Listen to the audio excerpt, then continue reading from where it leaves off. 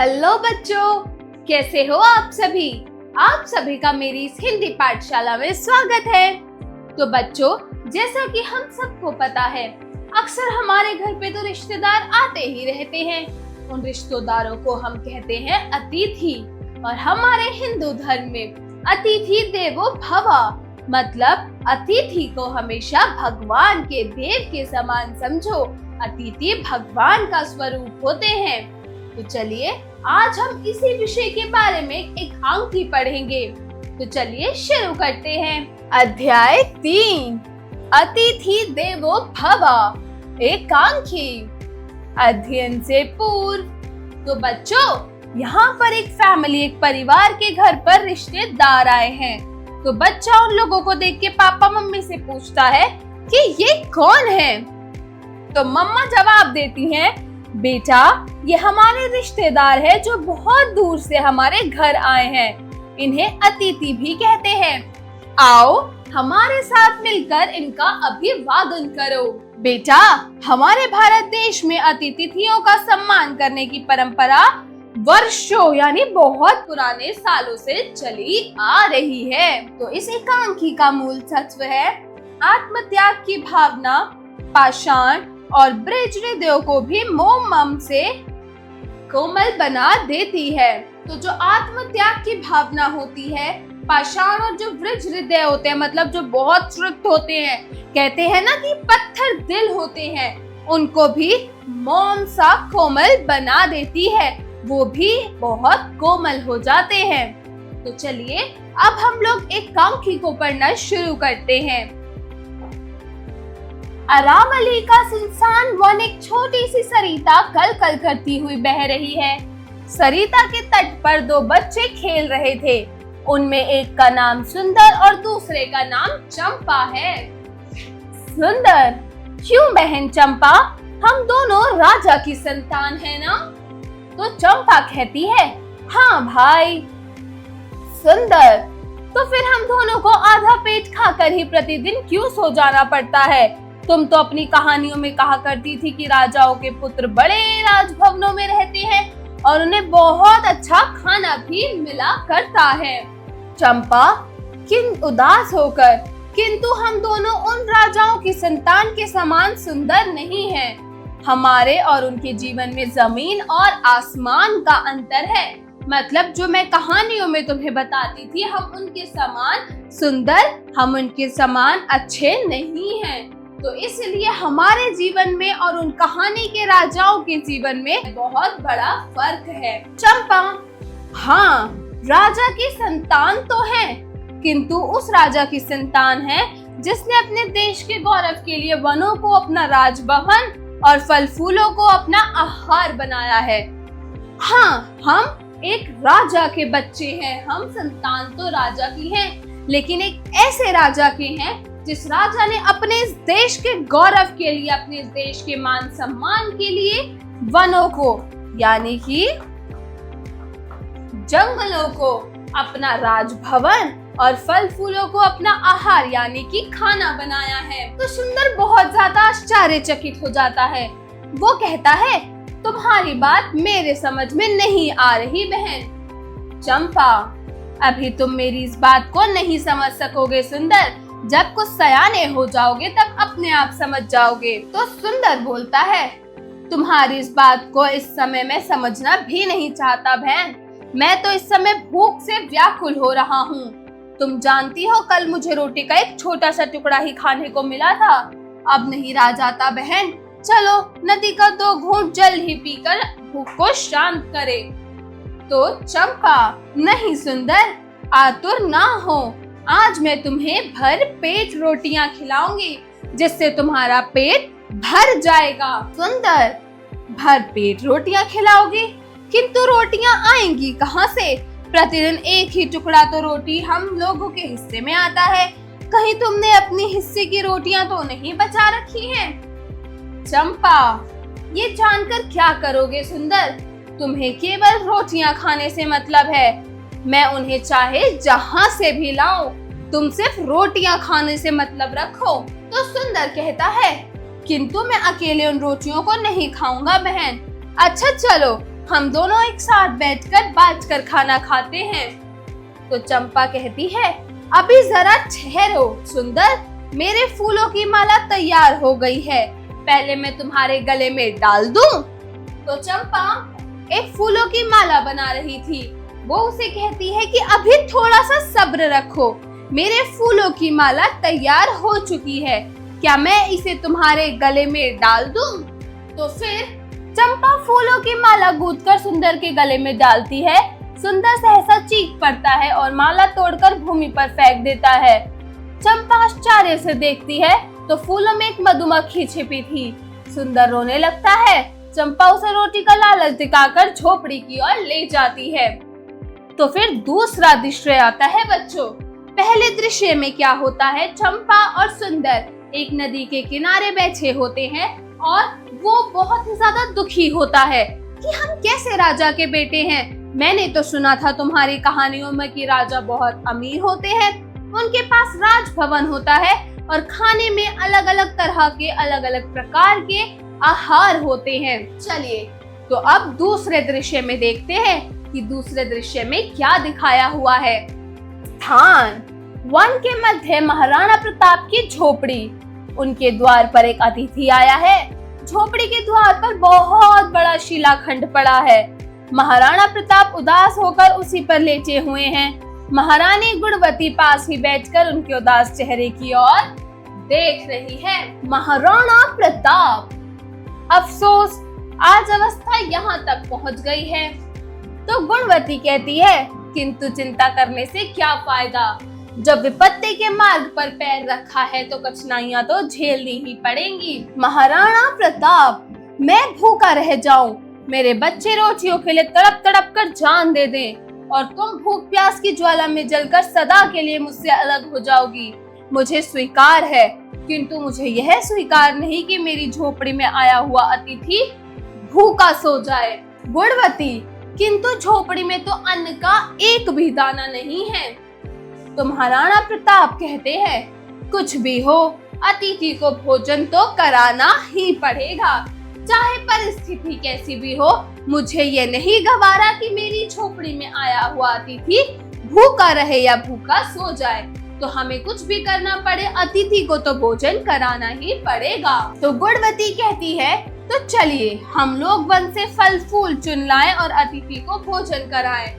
तो महाराणा प्रताप और गुणवती दोनों वन में जाने के लिए तैयार होते हैं। सहसा सुंदर को छाती से चिपकाए हुए चंपा का प्रवेश। तो चंपा कहती है, पिताजी आप व्याकुल ना हो, अतिथि को भोजन मैं कराऊंगी। महाराणा प्रताप आश्चर्य से, अतिथि को तुम भोजन कराओगी? चंपा, हाँ मैं भोजन कराऊंगी।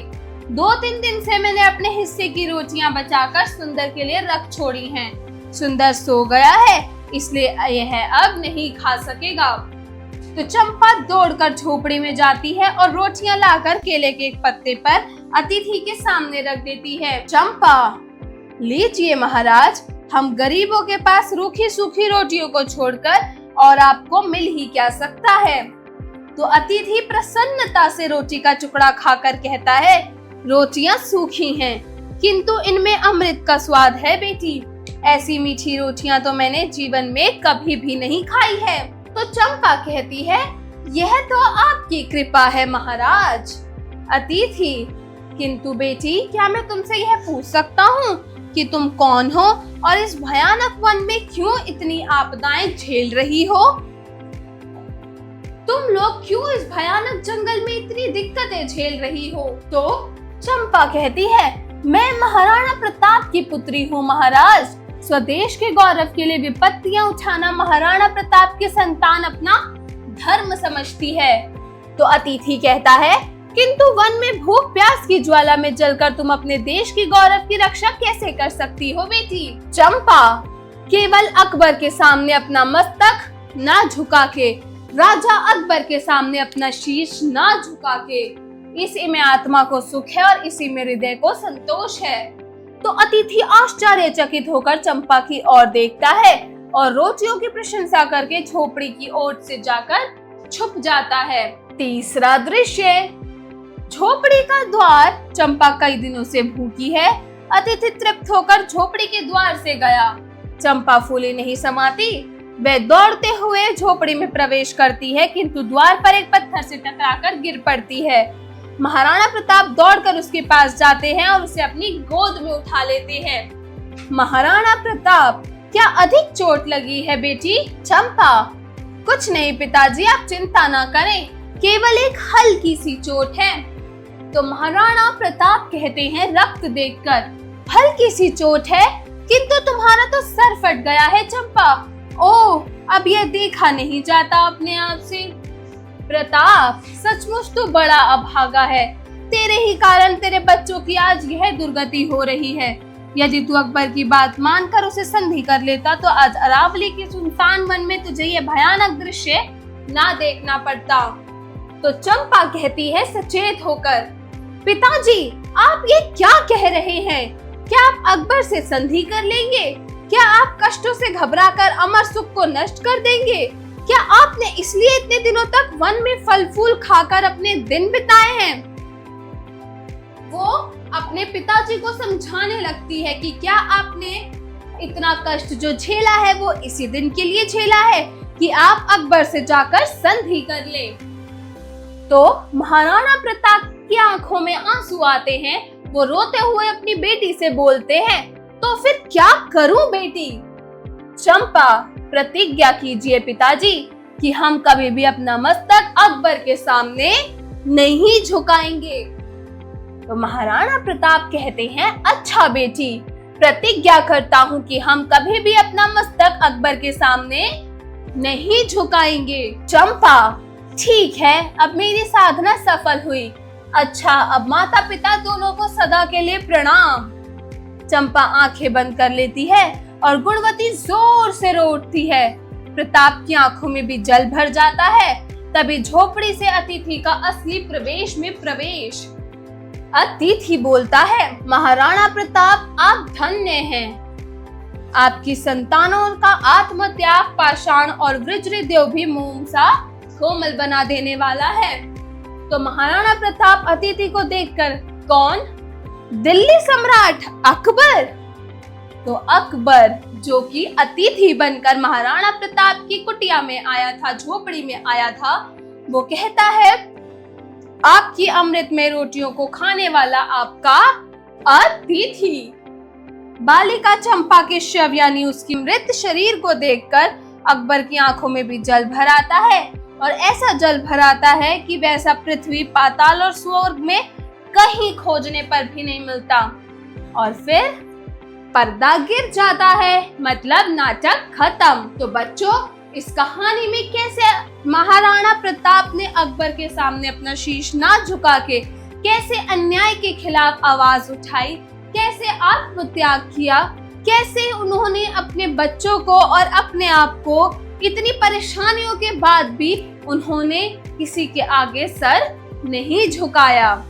तो चलिए अब हम शब्दार्थ पढ़ते हैं। शब्दार्थ, सरिता मतलब नदी, तट मतलब किनारा, सयाने मतलब वयस्क या फिर बुद्धिमान, व्याकुल मतलब बेचैन, आतुर मतलब अधीर या फिर उत्तेजित, सहसा मतलब अचानक या एकदम से, शिलाखंड मतलब पत्थर का टुकड़ा, अभागा जिसकी किस्मत खराब हो, प्रतिज्ञा मतलब दृढ़ संकल्प, पाषाण मतलब पत्थर। उच्चारण करें। तो बच्चों, यहाँ पर आपको कुछ शब्द दे रखे हैं, आपको इन शब्दों के सही सही उच्चारण करना सीखना है।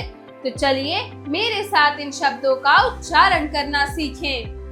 पहला शब्द है गूंथ कर, तड़प तड़प कर, स्वीकार, विपत्तियां, तृप्त, आश्चर्यचकित, दुर्गति और आत्म त्याग। तो बच्चों, ये था पाठ और कुछ शब्दार्थ। चलिए अब हम लोग जो पाठ हमने पढ़ा उसका अभ्यास करते हैं। यानी कि अभ्यास कार्य शुरू करते हैं। तो चलिए मेरे साथ इस पाठ का अभ्यास कार्य शुरू कीजिए।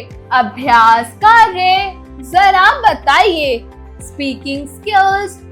प्रश्न 1, दिए गए प्रश्नों के उत्तर बताइए। तो बच्चों, यहाँ पर आपको कुछ प्रश्न दे रखे हैं। आपको इन प्रश्नों को ध्यानपूर्वक पढ़ना है और पाठ के आधार पर इन प्रश्नों के उत्तर बोल कर देने हैं। तो चलिए शुरू करते हैं। क, महाराणा प्रताप को कितनी संतानें थी? नाम बताइए। Very good. महाराणा प्रताप की 2 संतानें थी, चंपा और सुंदर। ख, भूख से पीड़ित भाई ने व्याकुल होकर अपनी बहन से क्या बोला? जब भाई भूख से पीड़ित हो गया तो उसने अपनी बहन से बोला, चलो बहन, ये पानी नदी का पानी पीकर ही हम अपनी भूख मिटा लें, क्योंकि हमें जाकर एक रोटी का सिर्फ एक हिस्सा ही मिलेगा।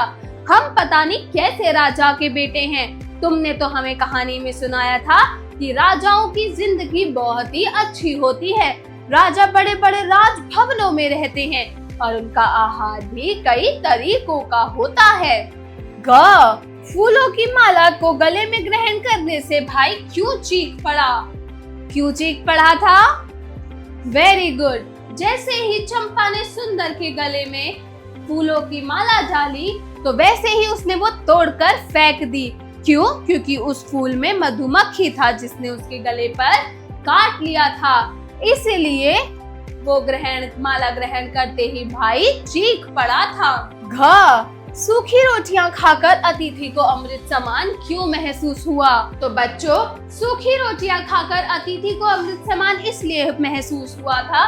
क्यों? क्योंकि वो रोटी वो बड़ी ही इज्जत से और ईश्वरीय समान भाव से और रूप से बेटी ने यानी कि चंपा ने अतिथि को दी थी। इसीलिए र, भोजन के लिए द्वार पर आने वाला अतिथि कौन था?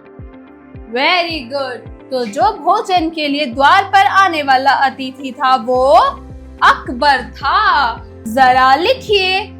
Writing skills. प्रश्न 2, दिए गए प्रश्नों के उत्तर लिखिए। तो बच्चों, यहाँ पर आपको कुछ प्रश्न दे रखे हैं। आपको इन प्रश्नों को पढ़ना है और इन प्रश्नों को पढ़कर सही उत्तर पाठ के आधार पर लिख कर देने हैं। तो चलिए शुरू करते हैं।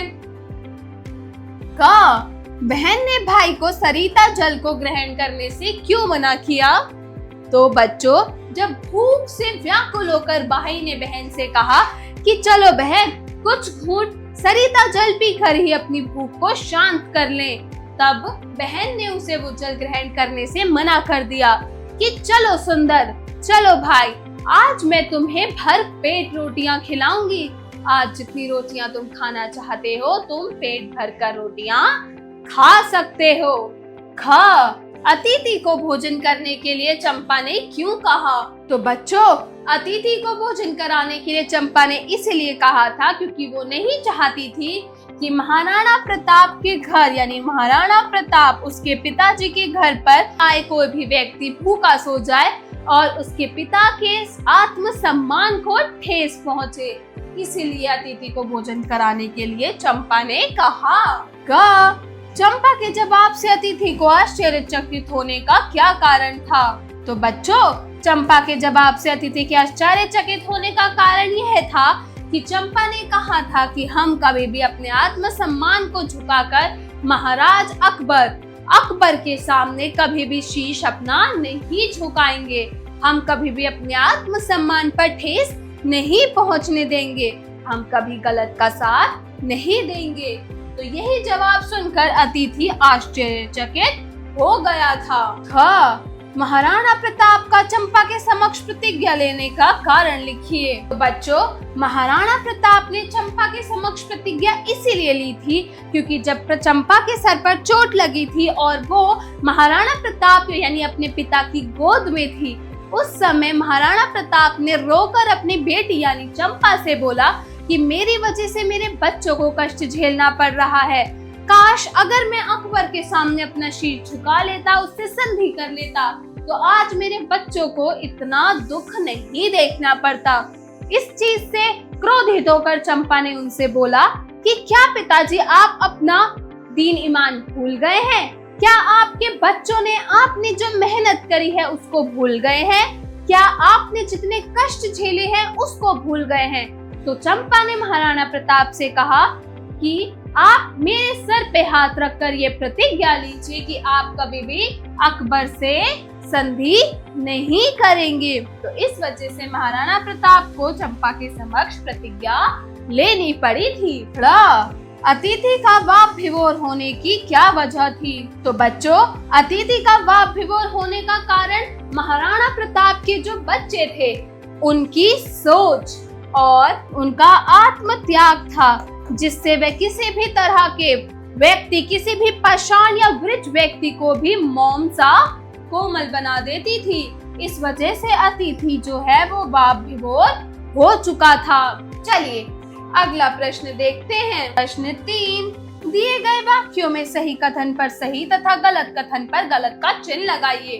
तो बच्चों, जो वाक्य आपको यहाँ दे रखे हैं इन वाक्यों को ध्यान पूर्वक पढ़िए और दिए गए स्थान पर अगर वाक्य सही है तो उसके आगे सही का, और अगर कथन या वाक्य गलत है तो उसके आगे गलत का चिन्ह लगाइए। तो चलिए शुरू करते हैं।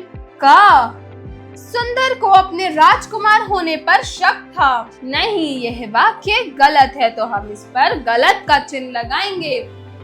खा महाराणा प्रताप ने देश के गौरव के लिए वनों को अपना राजभवन बनाया। बिल्कुल सही, यह कथन बिल्कुल सही है तो हम इसके आगे सही का चिन्ह लगाएंगे। ग बहन को अपने भाई पर बिल्कुल भी दया नहीं आई, सारी रोटियां स्वयं खा ली थी उसने। ये वाक्य बिल्कुल गलत है तो हम इसके आगे गलत का चिन्ह लगाएंगे। घा अतिथि दरवाजे से बिना खाए पिए ही लौट गया था। अतिथि को चंपा ने भरपेट रोटियां खिलाई थी तो यह कथन भी गलत है तो हम इसके आगे भी गलत का चिन्ह लगाएंगे। अगला है, चंपा शिलाखंड से टकराकर लहूलुहान हो गई थी। यह कथन बिल्कुल सही है तो हम इसके आगे सही का चिन्ह लगाएंगे। चलिए अब हम अगले प्रश्न की ओर बढ़ते हैं। प्रश्न 4, दिए गए वाक्यों में रिक्त स्थानों की पूर्ति कीजिए। तो बच्चों, यहाँ कुछ वाक्य दिए गए हैं और उसमें आपको रिक्त स्थान दिए गए हैं। इन रिक्त स्थानों में आपको एक एक शब्द भरकर इन वाक्यों को पूरा करना है। तो चलिए इन रिक्त स्थानों में इन वाक्यों में इन शब्दों को भरकर इन वाक्यों को पूरा करते हैं।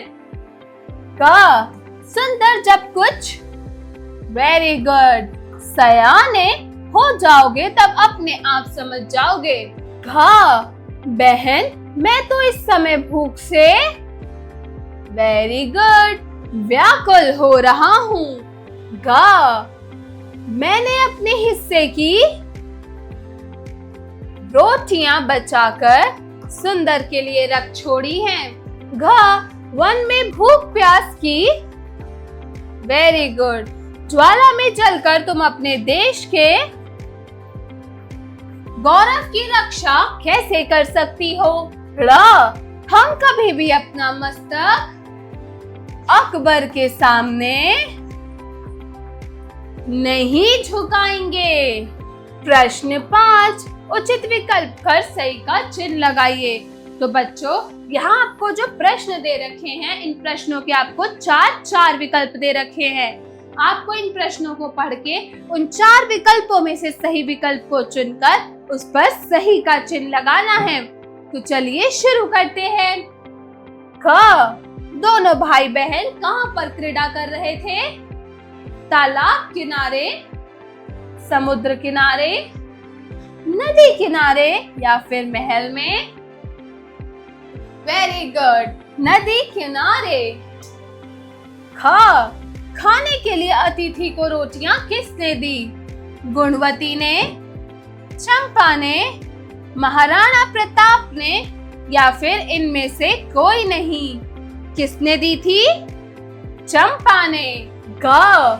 शास्त्रों में अतिथि को किसके समान माना गया है?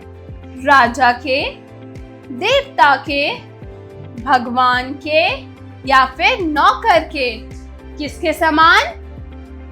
Very good. शास्त्रों में अतिथि को भगवान के समान माना गया है। घ, अतिथि का भेष धारण करके दरवाजे पर कौन आया था? मंत्री, सैनिक, राजा या फिर अकबर? कौन आया था? Very good, Akbar. महाराणा प्रताप की पत्नी का क्या नाम था? गुणवती, शक्तिवती, धनवंती या फिर लक्ष्मी? क्या नाम था? Very good, Gunvati. अगला प्रश्न है प्रश्न 6। सही मिलान कीजिए। तो बच्चों, यहाँ आपको कुछ शब्द दे रखे हैं। आपको इन शब्दों को पढ़कर इनके सही शब्दों से इनका मिलान करना है। तो चलिए शुरू करते हैं। क, अकबर कौन था? अतिथि। तो हम अकबर को अतिथि से मिलाएंगे। ख, महाराणा प्रताप, ये एक राजपूत राजा थे। ग, गुणवती, महाराणा प्रताप की धर्म पत्नी थी, तो ये पत्नी से मिलाएंगे। ख, चंपा, चंपा कौन थी? वेरी गुड, महाराणा प्रताप की सुपुत्री। और ड़ है सुंदर, सुंदर कौन था? महाराणा प्रताप का पुत्र। जरा सोचिए, क्रिटिकल थिंकिंग। प्रश्न 7। कठिन परिस्थितियां इंसान की मानसिक स्थिति को विक्षिप्त कर देती है। क्या आप इस विचार से सहमत हैं? सोच समझकर बताइए। तो बच्चों, जो कठिन परिस्थितियां होती हैं, यानी जो मुश्किल परिस्थितियां होती हैं, वो इंसान की जो मानसिक स्थिति होती है उसे बिल्कुल खराब कर देती है। मतलब किसी भी परेशानी वाली परिस्थिति में या मुश्किल परिस्थिति में इंसान अपनी मानसिक स्थिति में नहीं रहता, वो अपनी मानसिक हालत से कुछ सोच नहीं पाता। तो क्या आप इस विचार से सहमत हैं? क्या आपको भी यही लगता है कि अगर एक इंसान किसी मुश्किल परिस्थिति में है तो उसके लिए मानसिक स्थिति का सही होना बहुत ही कठिन है, बहुत ही मुश्किल है? इसका जवाब थोड़ा सा सोचिए और सोच समझकर अपनी अपनी नोटबुक्स में इसका जवाब दीजिए। चलिए, इतने हम अगले प्रश्न की ओर बढ़ते हैं। जरा भाषा पर गौर कीजिए। Language skills. प्रश्न 8। दिए गए शब्दों का प्रयोग करके वाक्य निर्मित कीजिए। तो बच्चों, यहाँ पर आपको कुछ शब्द दे रखे हैं। आपको इन शब्दों को पढ़ना है। इन शब्दों को पढ़ के आपको वाक्य निर्माण करने हैं। तो चलिए शुरू करते हैं। क, दुर्गति। तो दुर्गति से हम वाक्य बनाएंगे। सुरेश के बुरे कर्मों के कारण उसकी आज दुर्गति हो गई है। रमेश के बुरे कर्मों के कारण उसकी आज दुर्गति हो गई है। ख, अतिथि। अतिथि भगवान समान होता है।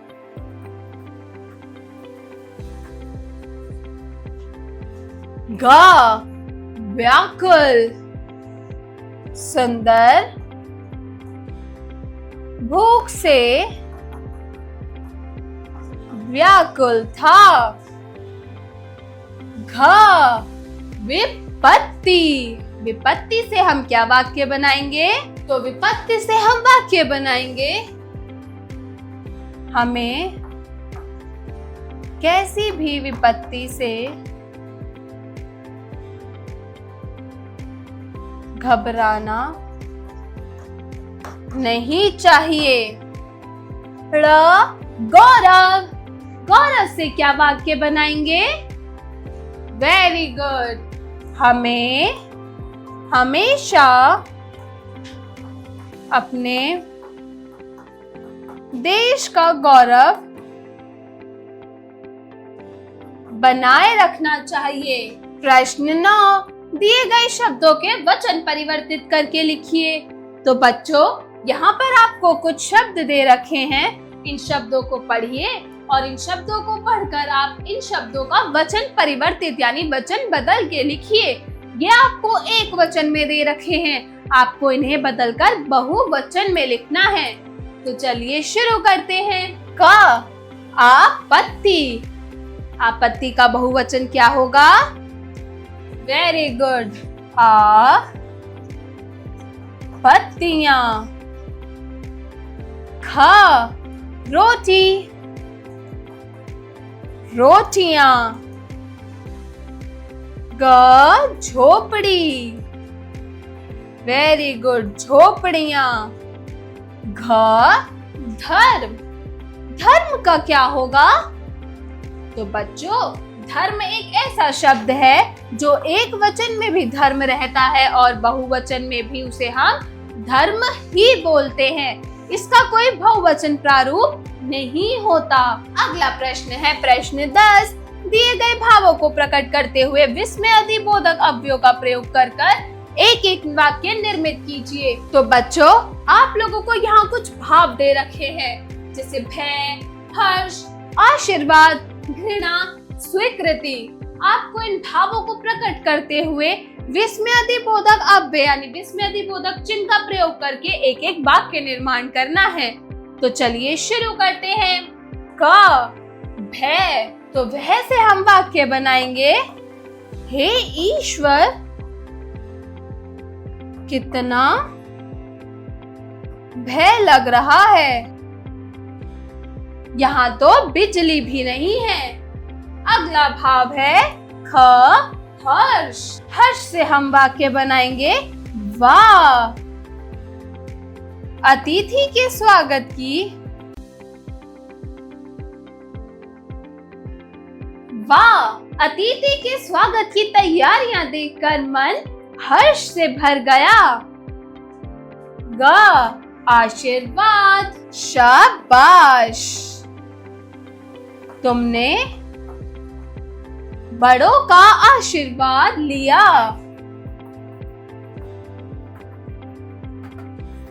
शाबाश, तुमने बड़ों का आशीर्वाद लिया। घ, घृणा। तो हम घृणा से वाक्य बनाएंगे, हे ईश्वर, हमें बुरे कर्मों को करने से घृणा करनी चाहिए। अगला शब्द है ड, स्वीकृति। स्वीकृति से हम वाक्य बनाएंगे, वाह, तुम विदेश क्या हो आए। वाह, तुम विदेश क्या गए, उसने तो तुम्हें बड़ा अफसर बनाने की ही स्वीकृति दे दी। अगला है जरा रचनात्मक कार्य कीजिए, क्रिएटिव स्किल्स। प्रश्न 11, महाराणा प्रताप के जीवन चरित्र का वर्णन कीजिए। तो बच्चों, महाराणा प्रताप का जीवन कैसा था, उन्होंने कैसा अपना जीवन यापन किया है, उनका पहले कैसा जीवन था और महाराज अकबर के आने के बाद कैसा जीवन रहा, उसका जीवन चरित्र का वर्णन कीजिए। आप लोग जरा दिमाग लगाइए, ब्रेनस्टॉर्मिंग एक्टिविटी। प्रश्न 12, अरावली की पहाड़ियों को भारतीय मानचित्र की सहायता से देखिए और पहचानिए कि ये किस दिशा में स्थित है। तो बच्चों, आप एक भारत का मानचित्र लीजिए, उस मानचित्र की सहायता से भारत की जो अरावलियों की पहाड़ियां हैं उनको देखिए और पहचानिए कि ये किस दिशा में स्थित है। जीवन कौशल एवं मूल्य परक प्रश्न, life skills and value based questions. प्रश्न 13, विपत्तियां भी इंसान को उसके दृढ़ संकल्प से नहीं दिगा पाती हैं। आप इसका अपने जीवन में किस प्रकार अनुसरण करना चाहेंगे? तो बच्चों, जो विपत्तियां होती हैं वो इंसान को उसके दृढ़ संकल्प नहीं टिका पाती। तो क्या आप अपने जीवन में किस प्रकार का अनुसरण करना चाहेंगे? इसका जवाब भी आप लोग अपनी अपनी नोटबुक्स में देंगे। और बच्चों, मैं ये आशा करती हूँ कि आप इस पाठ से, इस एकांकी से बहुत कुछ सीखे होंगे और आपको आज की कक्षा में मजा भी आया होगा। मिलती हूँ मैं अगली कक्षा में एक नई कहानी या कविता के साथ। तब तक के लिए बाय बाय।